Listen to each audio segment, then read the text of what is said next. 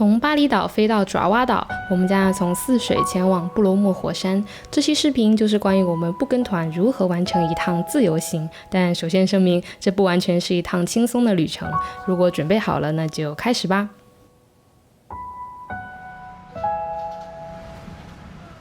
早上10点钟到了这个Purabaya 这个车站，但是我们现在有点迷惑，就是因为它有个闸机在这里，但是呢，我们看网上攻略说你是不需要提前买票，你是应该到车上才能买票，所以我们去研究一下它是怎么回事。Okay. Yes, you can. Okay. 工作人员跟我们解释，首先要先去柜台登记，获得一张纸质的2维码入闸，再去5号站台坐车前往 Probolinggo 旁越。我们选择的是配有空调的 Patas 快速巴士，在上车开出一段后，会有人来收取车票费。是保险起见，就是千万不要听任何人在给你的推销，你就认准这个车站内的5号站台，走到这里坐上车就对了。好啦，那我们现在要睡一觉。希望我们醒来的时候就到 Probolinggo。现在到这个 Probolinggo 的这个汽车站下车了。从出口出来一直左转，看到这个绿色的小巴就是可以坐去 Bromo 山下那个村庄的那个小车。不过它应该要等到人齐，有可能等到10个人才会发车。现在我们有2个人在我们前面，但是我也不知道要等多久，就是个未知数了，它没有一个准确的发车时间。如果人不齐的话，可能每个人需要分摊的价格就会多一点。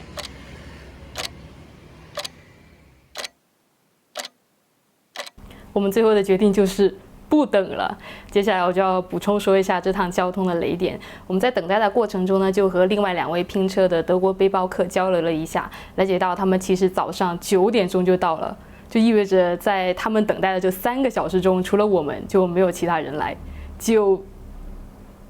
然后当时小巴给我们的报价是100K 印尼盾一个人，一般满座情况下其实只需要50K 印尼盾，相当于翻了1倍的价格吧。我们讨论了一下，就决定说，不如就节省时间，一起打个 Grab 过去。接下来我们就发现了另一个潜规则，就是在汽车站附近基本上都属于这个小巴的地方保护范围之内，根本没有其他车愿意接单，这也导致了我们跟小巴就没有一点讨价还价的空间。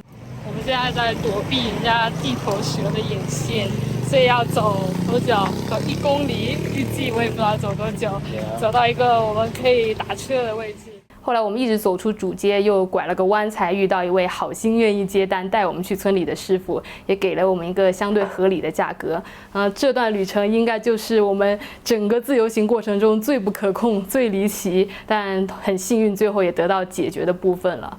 经过一段云雾缭绕的盘山公路之后，我们就到了火山脚下的村子 Somorolawang。在酒店简单休整之后呢，我们就去村里面小逛一下。这家餐厅看起来应该是这个村里面稍微还不错的一家餐厅了。它菜单里不仅有这种印尼菜、白人菜，还有一些是中餐，蛮神奇的。在这个小村里面，这个菜还挺像模像样。这个价格比市区稍微便宜一点，不过它分量也小一点。好了，话不多说，开吃吧。The weather is pretty unpredictable here. It looks like the sun is out again. I don't know, hopefully it will stay this way until sunset. Maybe we'll get to see the sunset today? Who knows? 一个离火山如此之近的村庄，坐在这里又让我想起之前看过的一部纪录片，叫做《火山之恋》（Fire of Love）， 讲的就是2个科学家夫妇，他们就是去不同的火山那里探险。就是坐在火山面前的时候，真的会感觉到它是一种危险的美丽，这些来自地球深处的心跳就在那里，然后喝着迷惑的1K 的小饮料，就是5毛钱的饮料，我都不知道 Jeffrey 选这是什么东西，但是我要希望它不会让我们拉肚子吧，明早。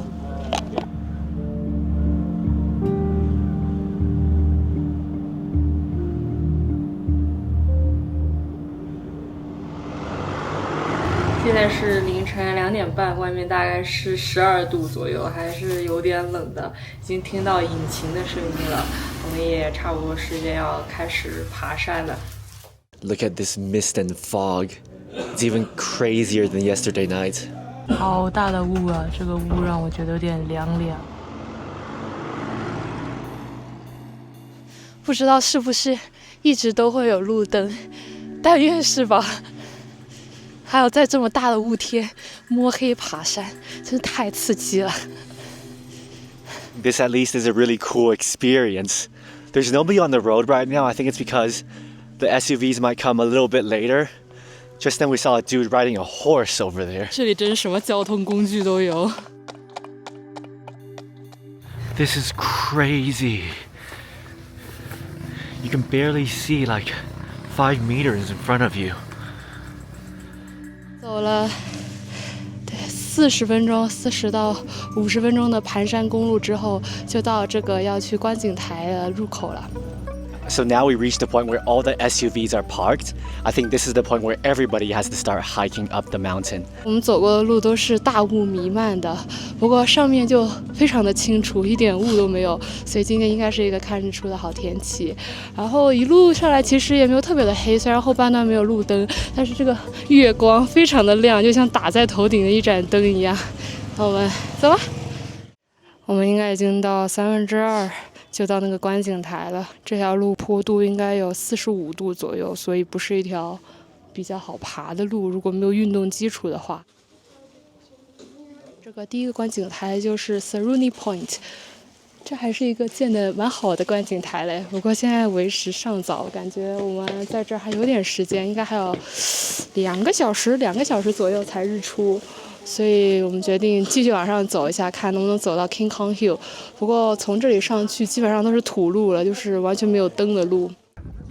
可能太黑了，看不太清楚，但是这条路上一闪一闪的都是头灯跟手电，大家都在往 King Kong Hill 的方向走。我们现在没有爬到 King Kong Hill， 我们大概就是在它中间1/3的这个位置就停下来，觉得这个视野也够开阔了。然后这个火山的方向其实并不是它日出的方向，其实那边才应该是东边。我们已经看到有一点点的颜色在那里了，但是要等太阳完全越过这个山头，这个光应该才能照到火山上面。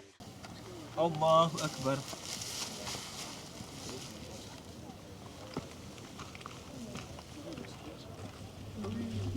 Allahu Akbar.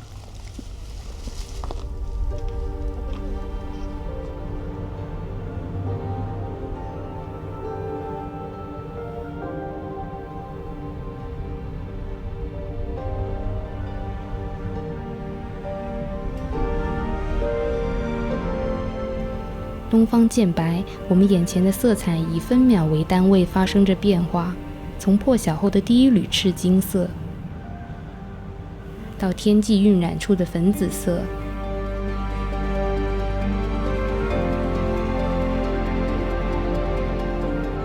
再到被轻柔薄雾笼罩的青蓝色。现在已经非常亮，非常清楚了。对面就是 Bromo。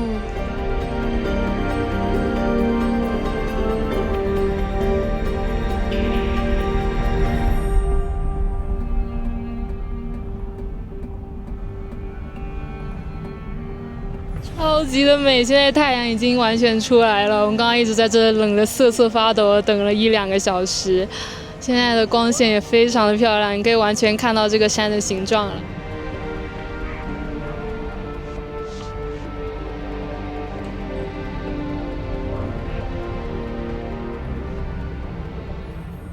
远处的火山群变成了漂浮在云海中的巨大岛屿，而在下山的路上，我们将视野移向了另一边。森林与村庄恰好组成了海岸线，云雾伏岸，每一眼都是自然最细腻的手笔。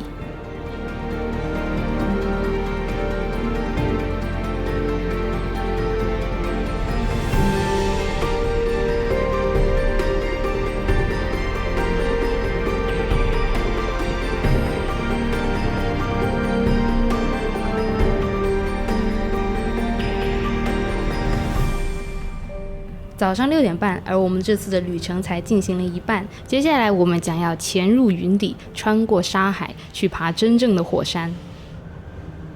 We made our way back down already, and now we're gonna head over there and hike up the actual Mount Bromo, hike up the actual volcano. 我建议大家来爬这种山，最好当然还是要有一个头灯，因为有的地方确实不好走，拿着手机就不是很方便。现在天虽然更亮一点，山的轮廓也更清晰了，但是还能看到旁边的云海，就是弥漫着我们昨天住的那个小村子，非常非常的美呀。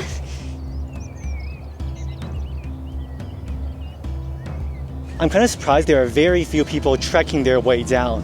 This road during the daytime is quite beautiful. There's like farms on both sides.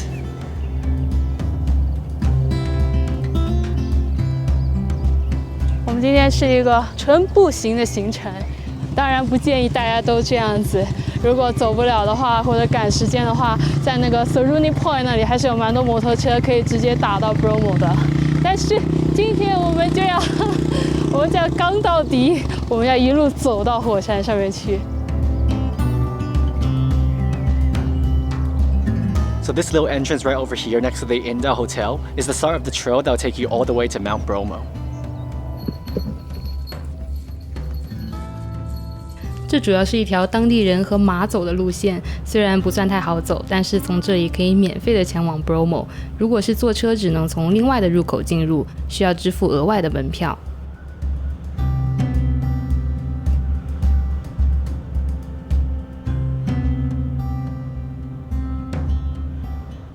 Well， 我们现在终于走这条路下来了，但问题是啊，山在哪里呢？家人们，一点山的痕迹都看不见呀。I feel like if we follow this road, we can successfully reach Mount Bromo. I mean, there's tire tracks here, so I'm guessing this is the right way as long as we don't go off the trail. This is so insane. It really is like you're in a different planet. Never in my life have I seen an image like this before. 这个画面我还以为走进了什么电影片场里一样。I think we gotta cue some epic music right here.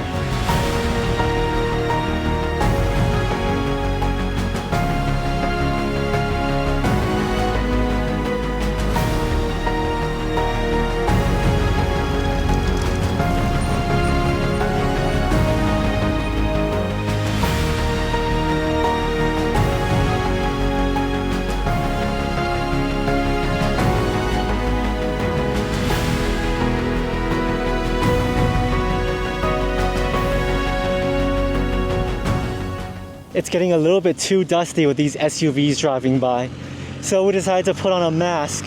终于到了有人烟的地方了。这个火山灰的路非常的松散，所以基本上踩一脚都是沙。它这里骑马倒是还是挺帅的，在大雾里面策马奔腾。You can see Bromo. Looks like it's still a very, very long hike up there. 45分钟后，我们终于到了 Bromo 的山脚下了。Can you imagine? We walked from somewhere over there all the way to here. But we're not done yet. 上面看能见度还蛮高的，而且那个烟真的非常像一个喷出来的云一样，好奇妙哦。走吧。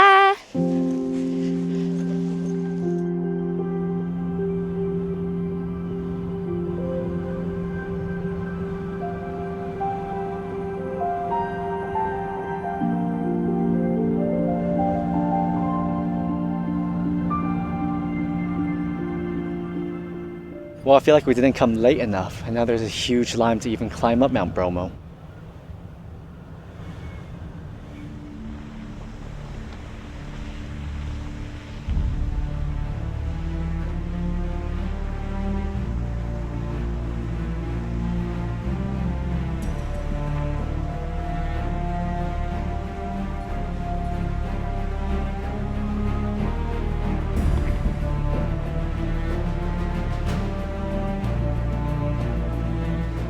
Bromo 的名字来自于爪哇语发音中的 Brahma， 代表了印度教的创世神梵天。在传说中，山神帮助当地王室繁衍子嗣，但条件是王室必须将最小的儿子献祭给火山来换取安定。如今，在每年的卡萨达节，当地的腾格里族印度教徒仍然会参与火山祭，但取而代之献祭的是果蔬、鲜花、家禽、钱币等祭品，保留下来的是对自然力量的尊崇与致意。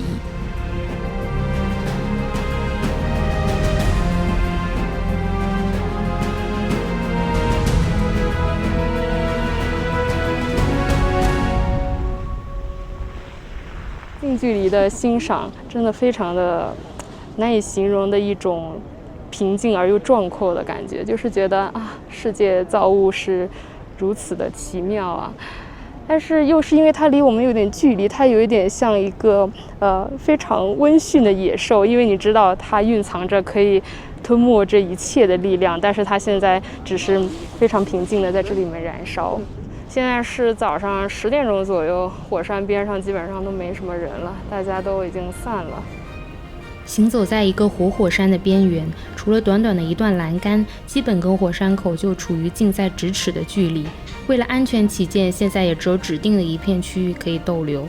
当我们始终保持着最敬畏的距离去靠近大地的呼吸，或许更加能理解生命本身只是一个仁慈的奇迹。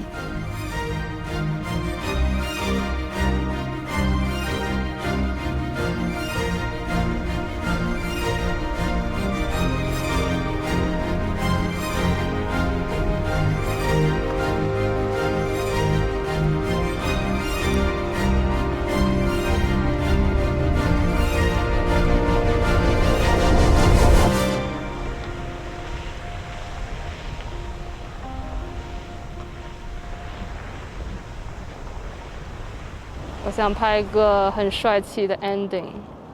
我本来也很想取口罩的，但是我的脸上现在都是火山灰，真的是纯天然火山灰面膜。So then I think that's the end.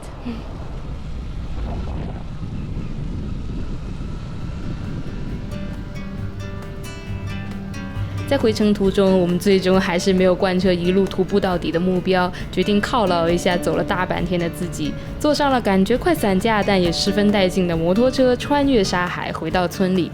关于这附近的摩托价格，我感觉跟对方至少来个对半砍是没有问题的。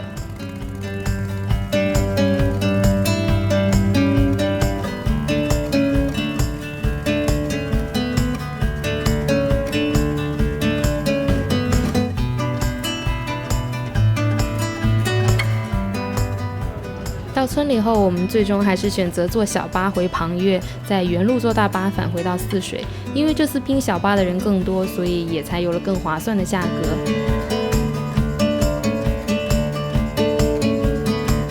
那这次的布罗莫火山自由行就到这里结束啦。虽然多少有点过程坎坷，状况频出，如果想要跳过这些麻烦，当然有很多的旅行团可以报名。但这次旅途也让我们拥有了不少意料之外的奇遇，享受了充分的时间自由度，看到了印度尼西亚又一面的风景。不知道你看完之后会觉得这趟旅行是否值得一去呢？那我们下次再见，拜拜。